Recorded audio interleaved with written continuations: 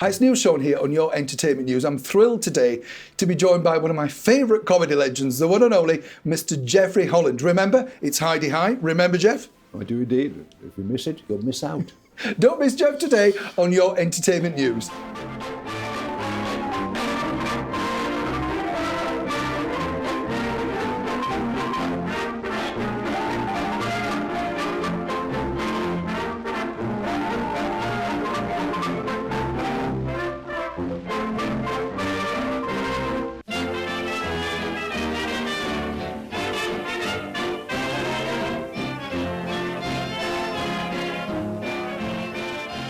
Jeffrey, lovely to see you. Thank you for coming in. Let's talk first of all, one of my favourite pieces of work that I've recently just seen, you're Mr. Laurel. And just for those that don't know, it's about Stan Laurel, Laurel and Hardy, who were, to me, one of the greatest comedy duos ever. You still laugh today, It's a play about Stan Laurel, but it's about them both as well. Yeah. But it's something I wanted to do for over 40 years, and I finally got to the age where I could do it. Because I first got the idea back in the 70s, when one-person shows started to become fashionable. Yeah. And I thought, wouldn't it be wonderful if I could do a one-man show about Stan and tell his story, because it's a fascinating story. It is. And people don't know all kinds of stuff about him off the screen. They just see this funny little, silly little twit on the screen. But they don't know how clever he was. I think it's marvelous. When you look at his story, we don't want to give you your show away, but what I like about his story is the fact that in that period, Jeff, to go from where he was born and lived to be one of the biggest stars in Hollywood in the infantile age, if you like, of starting it all. Yeah. How the story is fascinating in itself. Did you, when you were sort of rehearsing it and researching it, were you shocked about things that you found out about him? How he got there, or that sort of thing? Well, it was quite a struggle for him in the beginning, because he went over to America in 1912 with the Fred Karno troupe, understudying Charlie Chaplin. Wow. And Chaplin was poached by Mack Sennett. To cut a long story short, they gave the part to Stan. They didn't want Stan on the tour because nobody knew who Stan Jefferson, as he was called then, who he was. They wanted a London star, so they sent for one. And he came over. The show lasted about 3 weeks. He couldn't do it. They pulled the plugs. So they were all left stranded in America. Some of them decided to stay and go home on under their own devices, and Stan was one of a few that stayed on to try and see if they could make it in the vaudeville circuits. And he stayed on and he stayed on. Eventually he got into movies, so it was a rough beginning for him, and because not a lot of people know that, as Michael Caine would have said. No, but that's what I'm saying. I found that fascinating what you're revealing, because we know it's like, I think everybody in everybody's school, we know the golden period of what made us laugh and all those short films that he made and stuff. But it must have been incredibly brave to stick it out there, because you've gone, now we travel back and forth so easily, and it's not a problem, is it? But to think I'm miles away from home.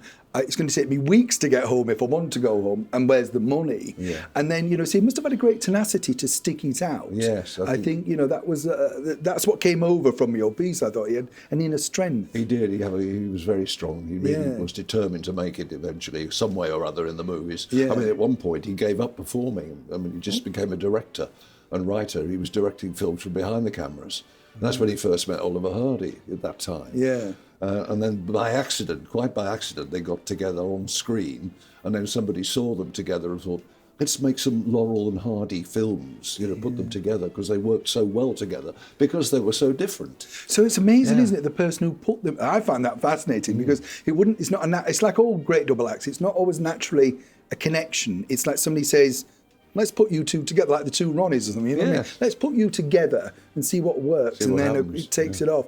Why do you think, in your opinion, we laugh so much about? I was watching one the other day, and I'm sure it's the classic one where Oliver's in bed, the leg's in plaster, and he throws away. I just find that so funny. It is funny, isn't it? Why is it funny though, Jeff? Why do we still laugh? Because people can imagine themselves in the situation, doing things wrong, having an accident, slipping up. The weight of his leg goes out the window, so he puts it on the windowsill and it falls out. So the leg goes straight up in the air. And the other doctor hanging out. There's somebody else hanging on all that stuff. Brilliant, isn't it? It's wonderful. Yeah. It's wonderful stuff. It's human comedy. Human nature comedy. And do you find, because I was, Dad was lucky enough to meet both of them, When he was a kid, they were touring around, I think, for the grades in the 50s, Yes, you know. that's right. And my grandfather used to play the piano at certain theatres, and he took him along to a hotel, which is now no longer there, but I think it was in St Anne's or somewhere like that in Lancashire. They were doing something big in Blackpool. And Dad said that they were the most affable people, you know, warm, friendly people, totally stunned at their own stardom, as it were. You know, they were mega stars. They were, you know, they had no idea. But particularly back in the 30s, they came Yeah. over to a visit in 1932. They came to England, and Stan wanted to have a holiday and see his dad and his like you would, cousins. yeah. And Oliver came with him in order to play golf at St Andrews in Scotland. Well, that didn't happen, because as soon as they got off the train, the boat at Southampton, there was tens of thousands of people waiting at the docks for them. They got on a train to Waterloo. They got out at Waterloo, same thing. Tens of thousands of people waiting for them. They had no idea they were famous. Wow. They just thought they were going to have a holiday. Yeah. MGM had lined it up as a publicity tour. You know, so they'd had it coming. They didn't know what was coming. I They think that- didn't realise how famous they were. I think that's a really good point what you've mentioned there, Jeff, because I don't think people in that era, they tried to keep you in the dark about your popularity, didn't they? Because, It you know, cost them money. cost you money. Yeah. Typically, it's always about money. But, you know, I thought that it was interesting. Like another actor, Mickey Rooney, many years ago, he said to me, when he first came to Britain, you know, he didn't know he was popular because nobody had ever told him. You know, he said they kind of made out, well, you know, it might work, it might. He said, and then once you've been on a tour, you went back and demanded more money, and that's when your career went. That's it. Talking of career, you've had a stellar career, Jeff. When did it all start for you? When did you get the bug, and where does it all come from? Well, it goes back to my teenage, really. I was 15. Only a few years ago. 15 years old I was, and I was going to this rather boring church youth club every Sunday evening with my friend Pete, who's still my best friend to this day. Lovely. And he came one week and he said, I found this amateur dramatic group. This other mate of ours took him to it. It's really interesting for under 21s. And I said, what do you mean amateur dramatic? What do you mean? What do they do? He said, well, they read plays, they put on plays. I said, what do you mean, act? I said, I have no idea about The innocence of youth, though, Jeff, isn't it? I had no What do you idea. mean? No, the last thing in the world I wanted to do was get up in front of people. And, Look at that, we had this conversation. I was trying to put it down, and he eventually turned around to me and he said, well, the girls are very pretty. I said, what time do you want me? And that was it. I joined this amateur dramatic group, and the girls were very pretty. And I did eventually go out with a couple of them too. Oh. And it did my self-confidence an enormous amount of good. Yeah. And I discovered quite by accident I was getting laughs, and I liked the sound of that. And it did. My self-esteem grew, and I realised I was actually quite good at something. And Isn't it it funny, all though? snowballed from there, from my raging hormones at the age of 15. And here I am. But were your parents into anything theatrical or anything? So Not at all. What was it like when you sort of said to them, well, you know, I'd quite like to do this as a, you know what I mean? Because that's a crux bit, isn't it? My father unfortunately died when I was 14, so he knew none of this. But my mother eventually remarried, but you know, she was dead against me going into the business because he thought it was such a precarious business. I mean, she had no idea about anything to do with theatre and acting and that. That's quite a nice thing in a way, though, because then you can tell her what you want when you're plying up. And of course, she was very, very proud of me. But you know, she remarried, and I still got the bug inside me. I was doing the amateur dramatics, and I thought I want to go to drama school and train to do it professionally. So I got this brochure through the post, and I did sit them down. I said, I want you to sit down because you might not like what I'm about to say. And I said, I've been accepted at a drama school in Birmingham, which was local to where I lived. And I'd like to go and train to become a professional actor. And there was a big pause. And then she looked at me, she looked at her husband, she looked back at me and she said, well, if you don't try, you'll never know, will you? Oh, wasn't that a relief for you? Oh, what? You know, my heart leapt. Yeah. Because I thought I was going to get the put down again. Yeah. You know. Mums always know best. In the end, no, I think it's so nice, isn't it? Because she's letting you have a go. Well, she was also secure in her life again. Yeah. She'd got another man. You know, she was looking after her. Yeah. And at the time I brought the subject up first, she was on her own. She was widowed. She was looking after my brother and me. Yeah. And she had very little money. It's pressure, isn't it? So, It's again pressure of the time. So I had to go out to work and earn money to help keep us all, myself. Yeah. So. And what was the turning point then, Jeff? When you came, what was, drama school is totally different, obviously, to Amdram because there's less what's the word? You know, the people are not demanding as such. But when you're in a drama school, it's competitive, isn't it? You know, you're all there. You're all hoping for that big break as it comes through. Was that a culture shock for you when you suddenly thought, "Oh, this is not as friendly as the Amdram people"? We all were a very happy group. Oh, was it a nice group? We're having a reunion meeting quite soon anyway. We're still keeping in touch. But we were a very happy little group, and we all got on very well together. And my memories of my 3 years at drama school there were very happy ones. Oh, wow. Three very jolly years So learning. you burst out, and what happened then? You finished drama school, and did you then at that point know you could make a career of it? Or did you think, oh, I hope so, you know? It was the tough bit then. Yeah. It was the tough bit. I finished my training and you started to write letters, which you did in those days. I'm talking the late 60s. Writing letters around to all the rep theatres. Well, there aren't any rep theatres now. So you was hoping to get a job in a rep theatre, as a general dog's body and sweeping the stage and work your way up. And within a few weeks, I was very lucky. I got a phone call from my drama school and said that there was an ex-student of theirs was the assistant director at the Belgrade Theatre in Coventry. Well, not that far, really. And I didn't have to go far. And they wanted some boys that were, available to shove furniture about and shift scenery on stage during. I'll never forget it. It was a well-intentioned but somewhat over-ambitious production of War and Peace. It ran 3 3/4 hours. And oh dear. Bum number. But anyway, that was my start-off point at the Coventry Theatre, and I stayed on. And I stayed on for 5 years.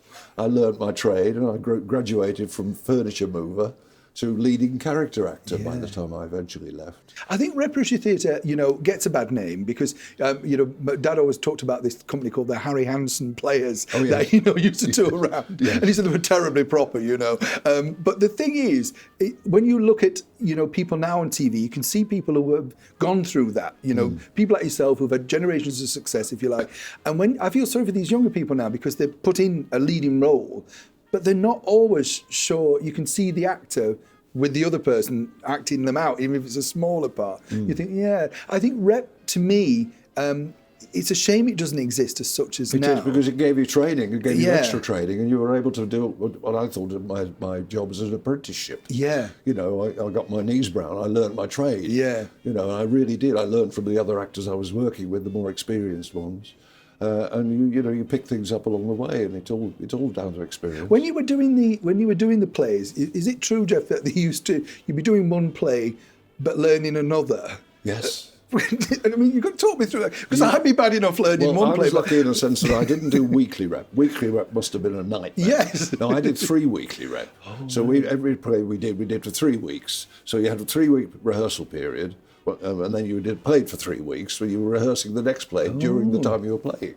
And looking as well ahead at the next play after that, just to, familiarise yourself. Very little free time. Yeah, I was going to say. You go to the pub for a pint, you have to go back and learn tomorrow's lines. Yeah, and you must have always been walking around having these new scenes in your head. This week? That's what I mean. It must have been quite hard. Did you ever go on and think, now which play are we on? I don't think that ever happened, but it was a great brain trainer. Yeah, it really was.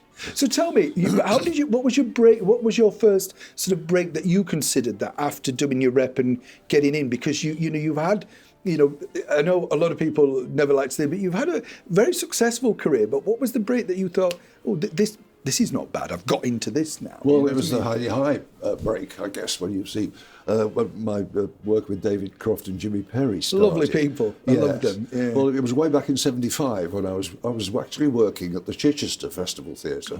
I was doing 2 plays of the 4-play season there, and I was only doing half the season. I wasn't booked for the 3rd and 4th plays, and I had to leave and go home.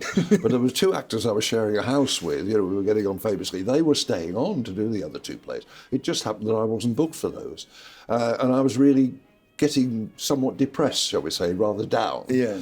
And then I got You're allowed to, Jeff. It's all part of the act in the end. It was a job that I was enjoying so much, I didn't want it to end. Yeah. And then I got a phone call from my then agent saying they wanted to see me up in London for an audition.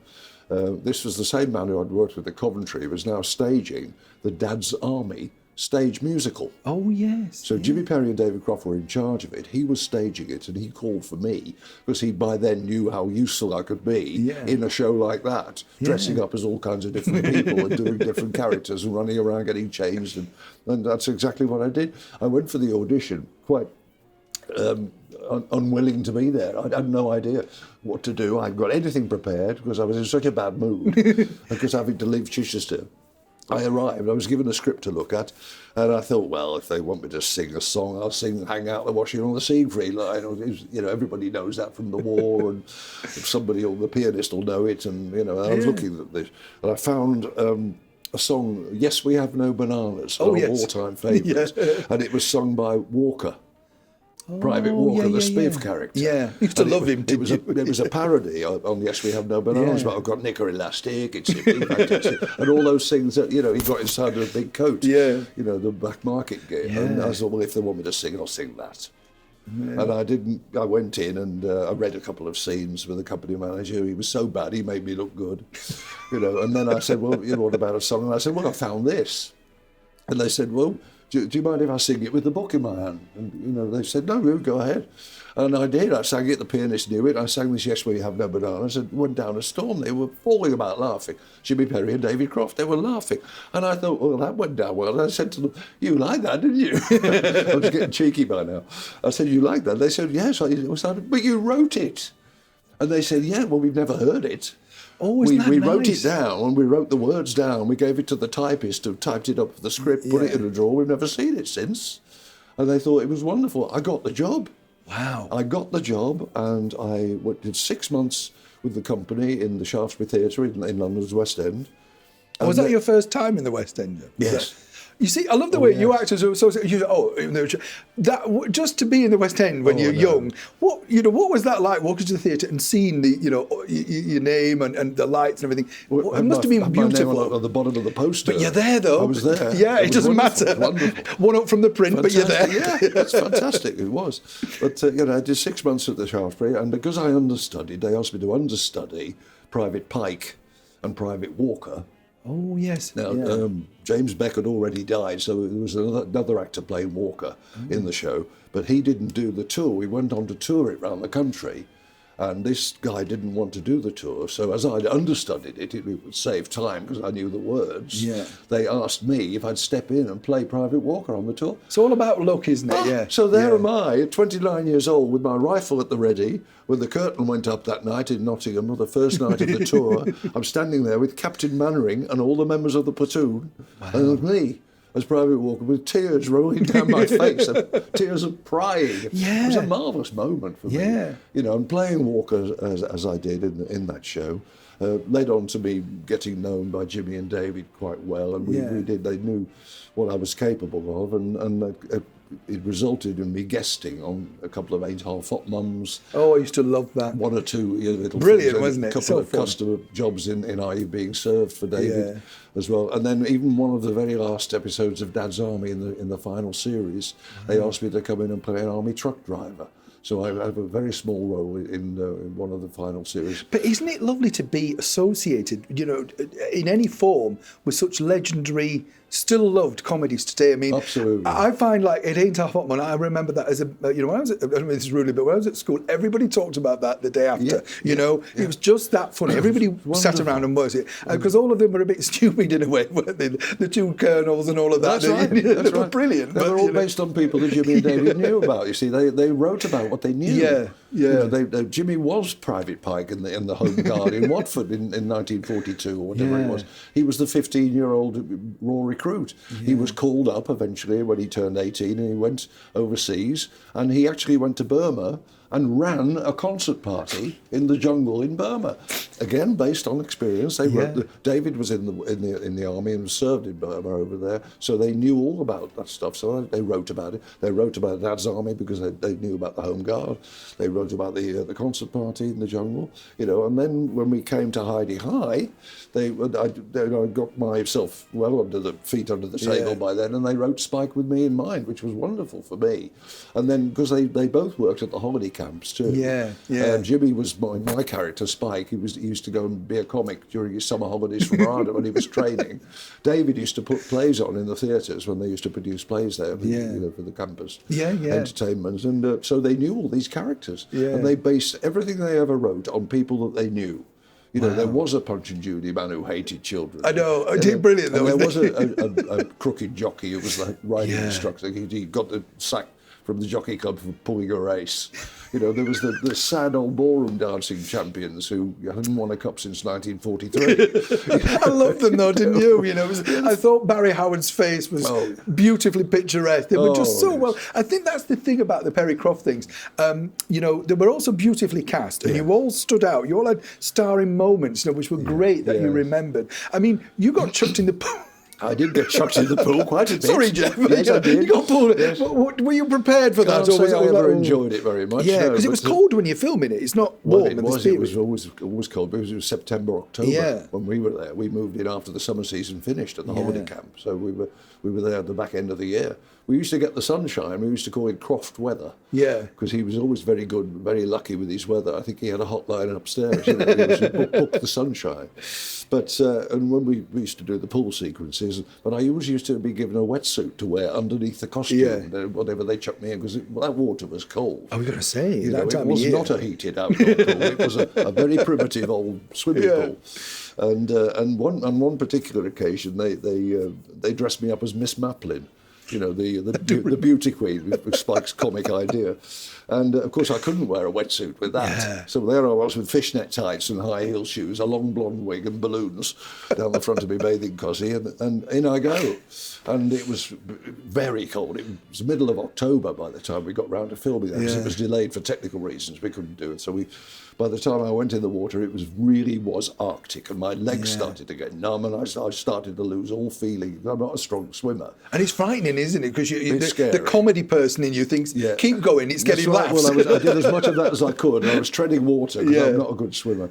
And I shouted to David, David, I'm sorry, I've got to get out, because I knew if I didn't get out, they'd have to pull me out. Yeah. So anyway, I swam to the side, and they got me out, and they put me in a bath of hot water, and I was all right. After lunch, I was fine. Everything was fine. Yeah. But they carried on shooting the scene. And for those that know the episode, it was the one with Peggy and the shark, in the rubber shark. and that was all taking place in the pool. Just those words make you laugh, don't they? Rubber shark, Peggy and rubber shark, And when they got it together, they cut it together in the editing, and it was brilliantly edited, and you'd never know there was a problem. No. But of course, the tabloid press got hold of the story, and there was I think it was a double-page spread in the People on the Sunday the following weekend, and it was all about me.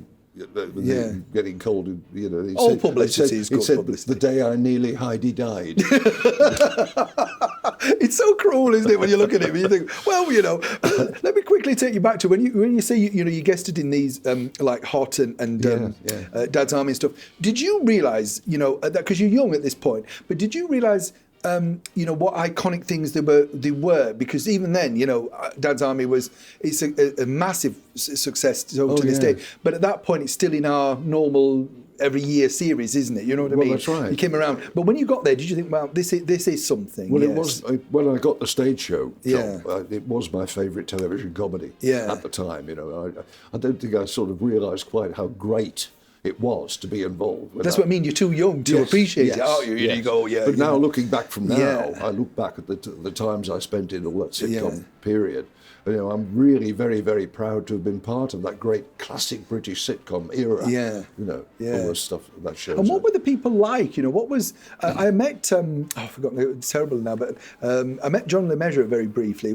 To me, it was exactly the same. Terribly polite, terribly laid back. He was very laid back. But it's just a beautiful man. He never seemed to get. Nothing seemed to ruffle him, it's all very well when they were ready and all that.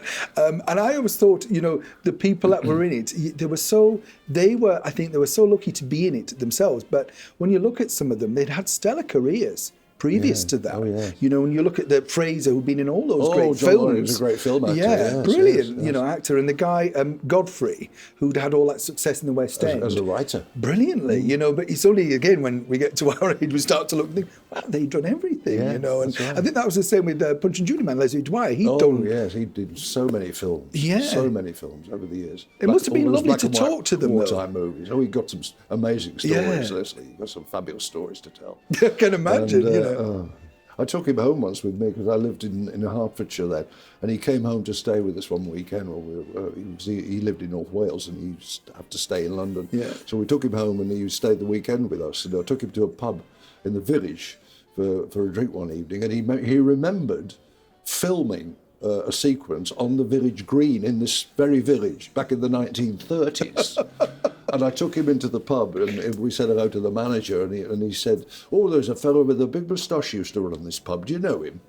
I mean, that's 30 odd years ago. Until Leslie, it was yesterday's memory. Yesterday's, yeah. Incredible looking back at those and hearing stories about that time. Leslie Dwyer actually appeared on stage with Mari Lloyd when he was 10. This is the thing, in the yeah. music halls. Wow. Because his father was a comic singer called Johnny Dwyer. Yeah. And his father, took him round. He was like born in a trunk, as they say. Yeah. And he used to go around. He learned to tap dance by just watching and learning. He used to show me all these little steps that he used to do. It's amazing, isn't it? Fantastic. Because you see him now on these films, and it's the voice you recognise. You know what I mean? Yes, I know that guy's voice. Right. I was thinking the same with people like Bill Owen. When you look at those classic comedy, Bill Owen was Leslie Dwyer's great rival. Yeah. Bill Owen used to get all the parts that Leslie Dwyer used to go and audition for. Oh, really? You mentioned Bill Owen to Leslie Dwyer, he'd spit. Oh, really? Because I noticed that, Jeff. Watch these things and you think it is like a repertory company of that era. When you see the people like, you say the people in Ain't Our Hotman, they were all in these films, and they were all rivals, but we see them as all non-rivals because we're watching it in our time, don't we? So it's interesting. Right. So you get this role of Spike, and it's a phenomenal success. Did you know when you were making the first series, did you think, was this feeling, because it had a run of successes at that point, Yes. Then you're now in this new big show. I remember it when it first started. But did you know it was a success, or did you think it might work? We obviously were hoping it would be as big a success as his Dad's Army had been. Yeah. And the Ain't Half Hot Mum was already on the go by then, and then there was us with Heidi High. We just felt, we got something. Yeah. It was something unique. It was something different. With a lot of lovely, colourful characters in it. So we thought we were in with a chance. We had Mr. no idea. Fairbrother, I know. It's just brilliant casting as well. That's what their great gift was. They used to get the right kind of people for the parts. Yeah. Put these characters together that would normally never have been together. Yeah. Like the men in the Home Guard, they would never have socialised, and had it not been for the common umbrella of their necessity in the khaki uniforms. Same with the entertainment staff of the holiday camp. They were all failures. Yeah. All failures in their chosen professions, but the only way to get work doing it was at the holiday camps. Yeah. But that was their great gift. But when the series had gone out, say after the first episode, and you watched it, or did you not watch it? Maybe you were too nervous. But did you think this is a hit, or was anybody aware in the BBC? I tell you what happened. I was shopping in Watford, near where I lived at the time. The glamour, Jeff. Like you do. You have to go down Sainsbury's, get the groceries, And I was walking down the street. I had fairly big horn-rimmed glasses on there because, I'm blind as a battery. So I think I wasn't recognisable. Yeah. I was walking down the street and I suddenly heard this young guy yell, "Heidi, hi!" at the top of his voice. And I thought, oh my God. Oh, I've been recognised. Oh dear. What do I do? What do I do? I had no idea. See, it never happened to me before. I just didn't know what to do, how I should react or anything. And I plucked up courage just to look around, and I found the fellow was shouting Heidi, Heidi. I sort of thought, shall I wave back? He wasn't looking at me. Oh. He didn't know I was there. He was shouting Heidi, hi to his mate across the street. Oh. So that's how quickly it had caught on. Yeah. This was 3 weeks into the series being shown. 3 weeks in, and it's taken over. The nation loves it. And that's how successful it was, how quickly it became a big hit. Because I think everybody, as you rightly said, you forget that everybody actually started to say that phrase. Yeah. It wasn't a low, it was Heidi, hi, Right. everybody. Right. And what I loved was, I don't know how true this story is, but apparently the Butlins people weren't happy because they thought it gave it a bad name. But was that publicity, or That is what happened, sadly. Oh, really? Because it's true, isn't Robert it? Butlin, who was running Butlins then, at the time we were making Heidi High, David Croft went to Butlins, and he asked if we could use the camp at Clacton or Filey, one of their camps, to film the show in. And they outright completely refused, point blank, no way. Because they reckon that they spent £20 million or more at the time upgrading their places. Now they were holiday villages. not called holiday camps anymore. They were self-catering, and they spent all this time, and he was giving the image a bad name.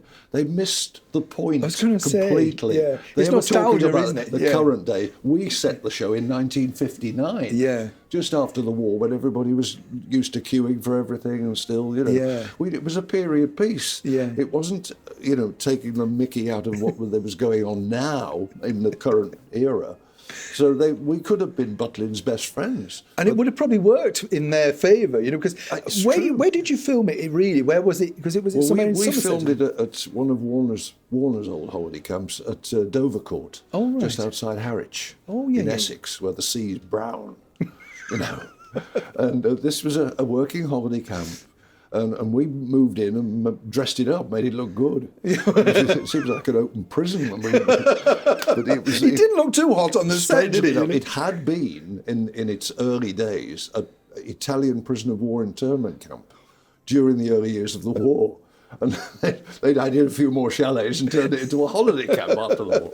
But it was it was just suited our needs. It was spot on for Maplin's. Yeah, and I think, when you talk about that golden era, you look at the characters. There's yourself, Ted Bowie, so it was the brilliant Paul Shinn. I thought a very underrated singer as well, I thought. Paul, a very strong voice, yes, but he reminded me of every comic of my dad's era that I remember. He was, and your dynamic together was great, because you're this young budding comic. That's right. This is he's old fashioned. It's kind of like. But I think that's what worked so well, because he manipulated the situation. Absolutely, in character. My character was Spike. He got all the enthusiasm in the world, but absolutely no talent whatsoever. No, well, I wouldn't say no talent, just no idea where to go with it. What I mean? Not a clue. Yeah. He was clueless completely. Yeah, and he could always get you dressed as a crocodile or a shark or whatever. To do the thing. Wonderful funny costumes they made me wear in that. One was, I remember the one was called, it was my funny fireplace. I came in dressed as a fireplace with my face in the clock on the top of the mantelpiece. A little, numbers painted around my. And he said, "What's that, Spike?" And I said, "It's my funny fireplace." He said, "Well, correct me if I'm wrong, tell me if I'm missing something, but what's funny about a fireplace?" And that was one thing gag, about isn't Spike, it? He was such a lovely fellow. He got these wonderful, silly ideas that made no sense whatsoever. I think that's the beauty. When you're in a show like that, you've got this panting sex symbol in Gladys, just was hilariously brilliant, because, it was so unobvious that he could not see that she fancied him, she was over him like a rash, wasn't she? And the budding wannabe showbiz player, Peggy, and stuff like that. Right. When did you all recognise that you got these brilliant pieces yourself, these set characters that were so now instantly loved? Because even the ballroom dancers who didn't feature, if you like, as prominently, we all knew them. Because she looked so fed up and bitter about everything, and he did. And I met Barry once. I thought he was a genius actor. Acid lips. Yes, very wonderful character. And he was able to get that. When you put it on stage, and you did the stage versions, what did you think was different? Well, the wonderful thing about putting it on stage for us was that most of us were theatrically trained. I was going to say, you must have loved that, because you've done it, for those that hadn't done it, it was deeply hard work, because we were doing twice nightly. And, it's 6, 10 and 8, 40. 2-hour wall-to-wall family musical. Yeah. With all the singing and dancing, and twice nightly. We used to go back to the studio and do a series for a rest. But it was hard work, the stage show, but great fun. And of course, you got great singers like Sue, Paul, and Ruth. Great singing voices, all three of them. So they were, theatrically trained, so they were able to carry the show over, to the back of the dress circle. Whereas some television performers aren't theatrically trained or theatrically adept, if you like. So, it doesn't always work when you put a show on stage. We've got Benidorm coming up on stage soon, and that's, I think most of those people that are in it are theatrically trained, so I'm looking forward to seeing that. Yeah, I think it has to be. You're right, though, doesn't it? Because it doesn't always transmit. You can spot, as I was saying earlier on, when you're in a show, if the person, it's not their fault because there's no rep, but you can see the person who can act and just taking the scene away, even just very slowly, with a few nonsense and that sort of thing. You think, that's very clever. It's experience. Experience, isn't it? Yeah. So you have this mega success, and you go on to an even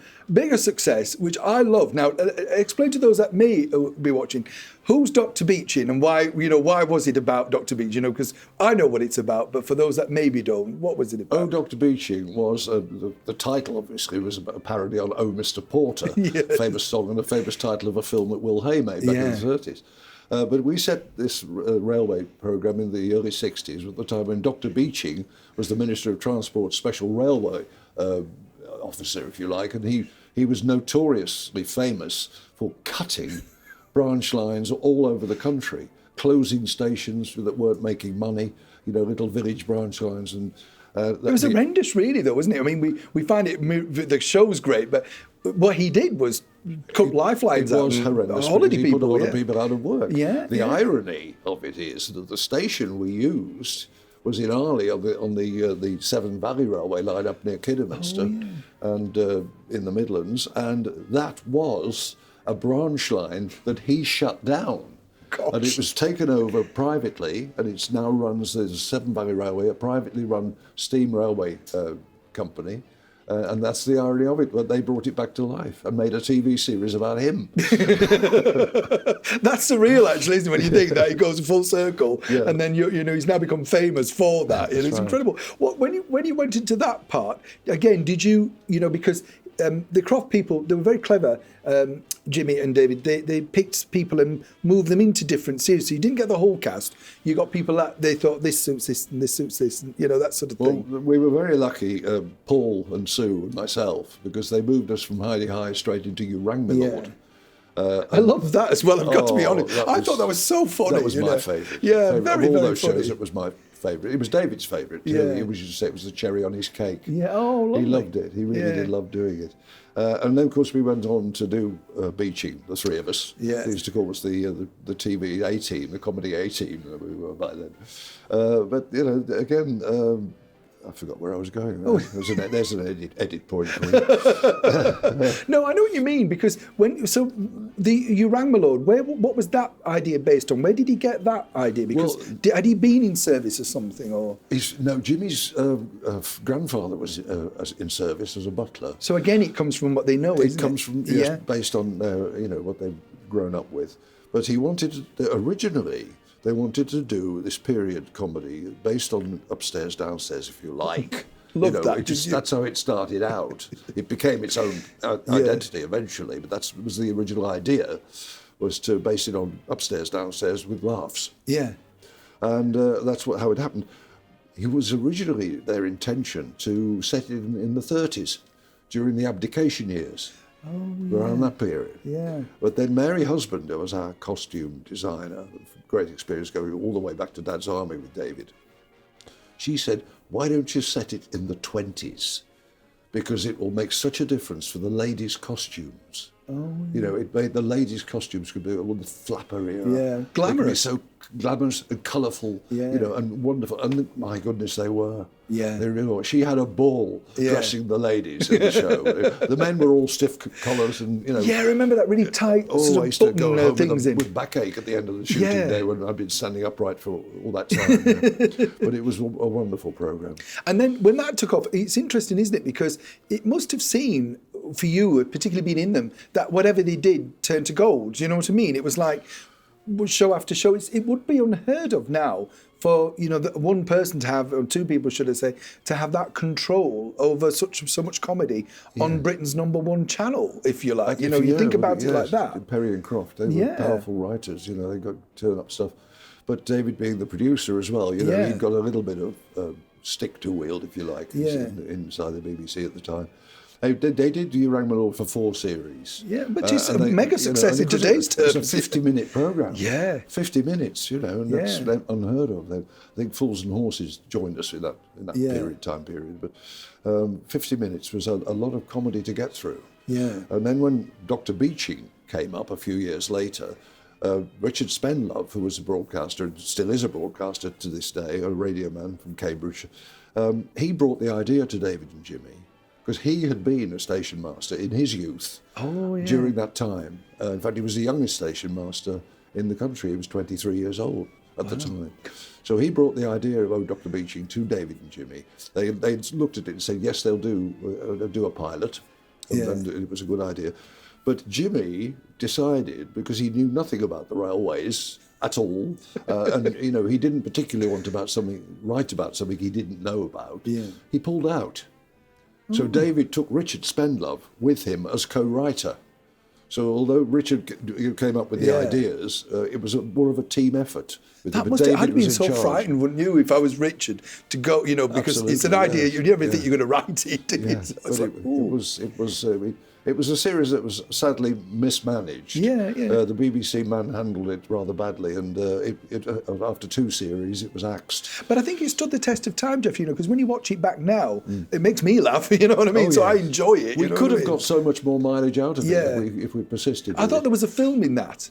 Personally, I could see, because it's it's almost a railway children with comedy. You know what I mean? Yes. There's an element there that you think, you missed the point with that. I think it's interesting now because I've noted in the last few years, I'm sure you've noted this, that comedies now are being turned back into big screen films like Mrs. Brown's Boys, and and in the 70s it was Steptoe & Son film, For the Love of Ada, those type of things were big screen as well, like Dad's Army was. Well, Jimmy and David were actually approached to make a movie of Heidi High. Wow. Because he'd done one of Are You Being Served prior to that. I loved that. But they didn't want to do a movie of Heidi High because they thought it worked as a studio audience-based comedy when you got the studio audience laughter there.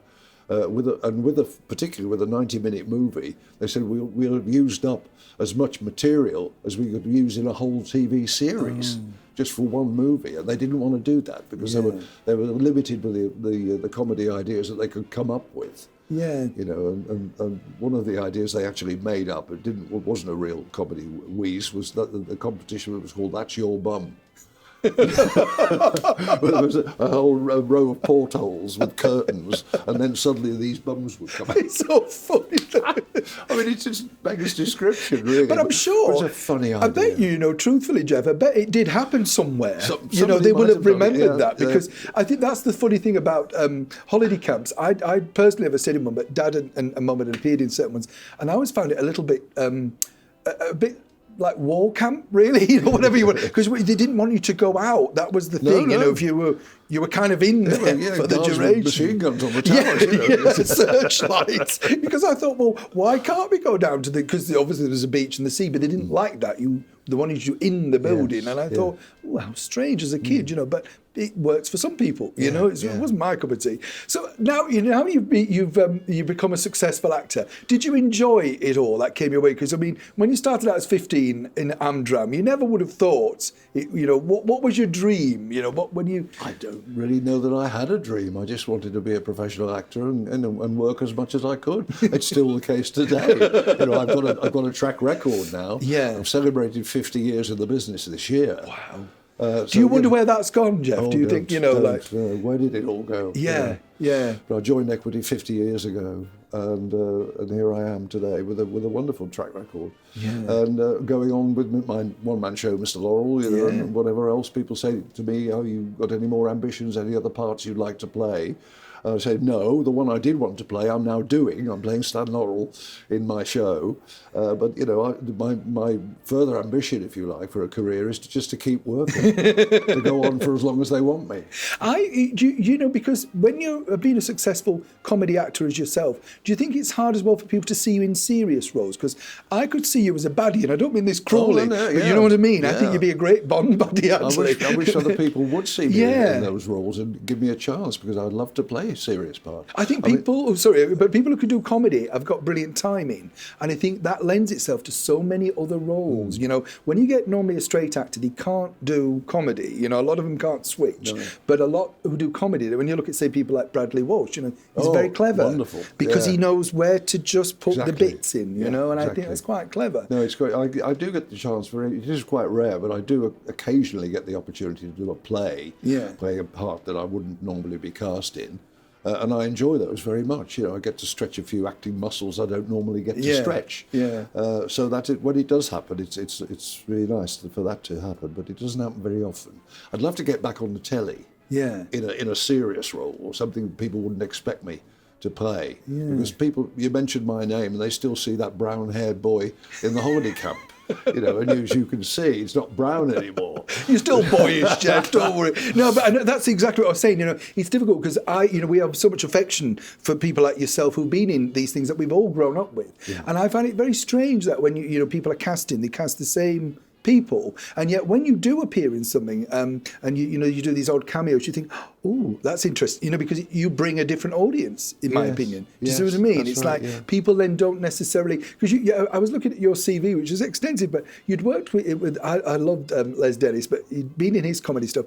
Kenny Everett, you'd popped up in his stuff. What was Kenny like? Because I thought he was a madcap genius. He was a madcap genius. Yeah, I met him briefly, but you know, complete nutcase in the most lovable kind of way. Yeah. I'll never forget at a BBC Christmas party they used to have for the comedy world of the BBC. We used to have a Christmas party, black tie. You know, ladies used to dress up. I went along one evening, and you know everybody was having a drink or three, and Kenny arrived late, and I'd just done some shows with him that year. And I'm standing in the middle of this room on the 6th floor at the big television centre in London, surrounded by all the great and the good of BBC comedy. Well, and Kenny walks in straight up to me and he says, "Jeffrey, darling," and he kissed me straight on the mouth. It's only Kenny straight on the mouth, and I just said, "Hello, Kenny, how are you?" Look, it's like we always do this, you know. This is what we always.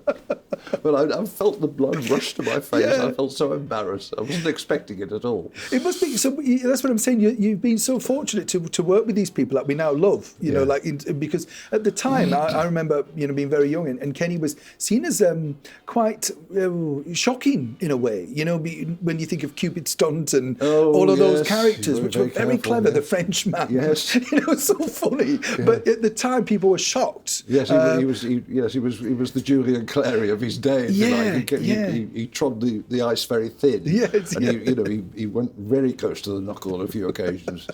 We must quickly mention before we finish, Jeff, you are of course one of the kings of pantomime. We love pantomime. Bless. What is it that you like about pantomime? Because I've seen you in quite a few, to be honest. I've done 44 pantomime.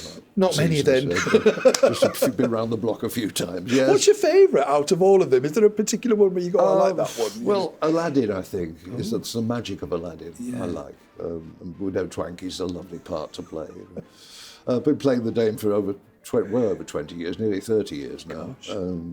So, I just, as long as I can walk and move around, I think, carry on as long as they want me.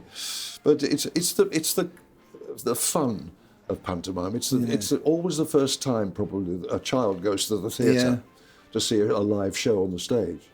And for me, there's a zero tolerance for anything smutty. Yeah, I don't mind the odd near the knuckle that goes over the kids' heads. It should be the mums and dads, but it's got to be clean family fun, and for me, it always is. Yeah, it really is great fun. It's the story is important too, because all those kids who go to the pantomimes, they know the story before they sit down. Yeah, they know the story. They've had it read to them. They've seen the Disney movie. They know these nursery rhyme tales, and so you can't fool them, you can't cheat them, and you can't talk down to them.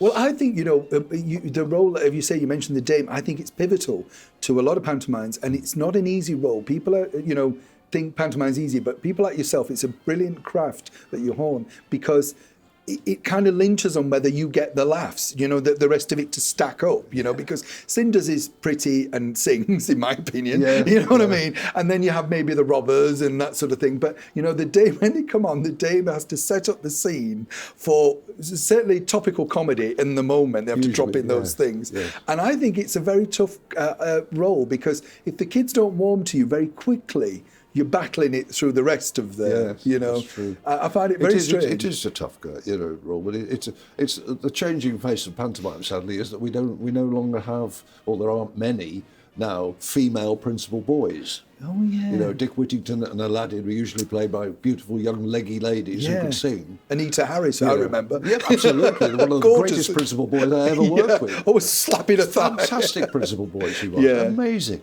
And then we've got the Dame now. The Dame, in my opinion, is a caricature performance by a man in a frock. Yeah. Sometimes you get certain gentlemen who put the frocks on for Pantomime Fair, I think for the wrong reasons.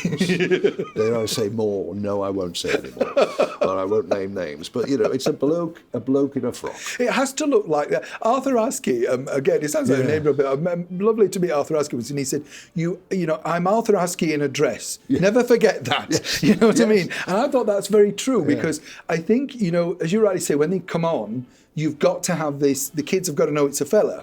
Like, but I always wonder, you know, Jeff, what other countries think to us, because, you know, you're dressed as a woman, say Anita Harris is dressed as a man, and you're, what?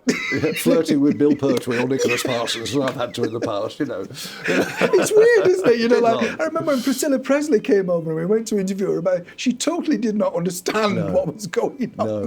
And I said, well, no, the key is that, you know, that, why are they a man then? Oh, I thought, I can't be bothered. It's tradition. It's a tradition. I usually say it's traditional. Yeah. You get away with murder with that word tradition. It's traditional.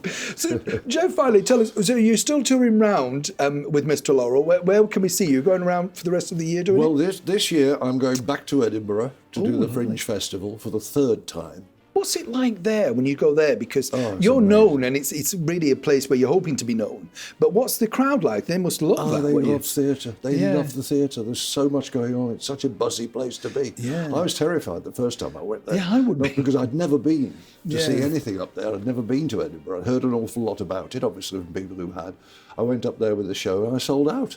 Wow. They wanted to come and see me. It was lovely. And I went back the following year. And there are young people out there. That's the thing that are going. It's, you know what I mean? You're introducing Stan Laurel to a young crowd. Yeah, but it was I think probably a combination of my name that some people knew, the older people knew at least, and Stan Laurel that drew them in. And I went back for a second year in 2015, and again in a bigger room and sold out again. So I can't complain. I'm going back this year to the same room. I'm just hoping I'm going to sell out again. I think you will. Don't worry about that. We'll see. But it's lovely, isn't it? Because that's, again, as you're talking about new challenges in your career. You'd never been. I didn't really understand it at first. I thought it was people in tents on the street. You know, how does this work? You know, and it's great because I like the fact that they discover new people. But what's beauty about something like yourself who's established, the young people can come and see and learn. And I don't mean that in a rude way, but watch how it's done. I guess. Because it's interesting, you know. I remember Barry Cryer going up and he stormed the place. I saw Barry, Brilliant, you know, because he just was acidically witty, you know, as he is. And I thought, all the young comics in here must He turned 80 while he was doing that season as well, a couple of years ago. Yes, I remember. I think something about comedy keeps us all young, don't you? Yeah. Laughter is the key to success, I think. Greatest medicine in the world. Jeffrey, thank you so much for being my guest today. It's been an absolute thrill to finally meet you. Good luck. Thank you very much. Pleasure. Thank you. Take care.